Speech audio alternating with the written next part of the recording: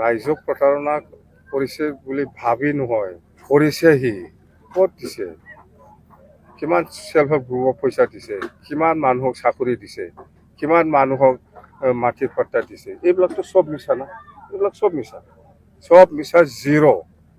আজি দিল্লীত সেইদিনা প্ৰাইম মিনিষ্টাৰ ডাঙৰীয়াই যিখিনি কথা কৈছে সেইটোতো আমাৰ DLTৰ লগত চুক্তি হোৱাৰ পিছত যিটো ৰূপায়ণ হৈছে, যেনিবা মাফিয়াসকলক 5 লাখ টকা এইটোতো আমিয়ে আনি দিছে গভৰ্ণমেণ্ট অফ আছামৰ পৰা, সেইটোকে কৈছিল।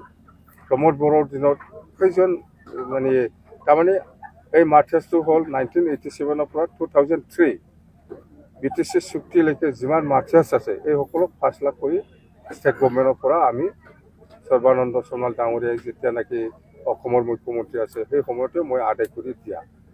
আৰু ইয়াৰ পিছত যিমান এক্সপেলটি কেডাৰ্ছ আছে বা ভলেণ্টিয়াৰ ফ'ৰ্চৰ কেডাৰ্ছ আছে, যিসকলৰ এজটো বয়সবিলাক মানে ডিফেন্সত যাব পৰা আছে, এইবিলাক চবেই ডিফেন্সত গৈছে।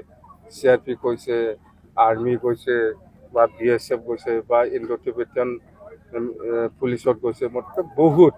সেইবিলাক কথা প্ৰাইম মিনিষ্টাৰ ডাঙৰীয়াই যিটো কৈছে সেইটো সঁচা কথা, কিন্তু প্ৰমোদ বড়োৰ দিনত হোৱা নহয়। জানে DP হিচাপে কেছবিলাক শেষ হ'ব লাগিছিল বা জেলৰ পৰা ওলাব লাগিছিল, সেই জেলত ৰাখিহে চৰকাৰ চলাই আছে। UPPL আগত যি সুবিধা পাইছে এই সুবিধাটো সি আজি কাম কৰিব পৰা নাই। যথেষ্ট সুবিধা দিছিল প্ৰমোদ বড়োক চৰকাৰে, অসম চৰকাৰ বা দিল্লী চৰকাৰে যথেষ্ট সুবিধা দিছিল, সি কামেই কৰা নাই, কাম কৰিব পৰা নাই। আৰু আজিৰ দিনত BTC কোনো ৰাইজে ভাল নাপায়। তাক কোচ ৰাজবংশী হওক বা আদিবাসী হওক বা নেপালী হওক বা বড়োই হওক বা মুছলিমেই হওক, যিমান জাতি জনগোষ্ঠী আছে, নাথযোগী হওক, সূত্ৰধৰ হওক, আদিবাসী, গাৰো, ৰাভা, কোনেও ভাল নাপায় তাক।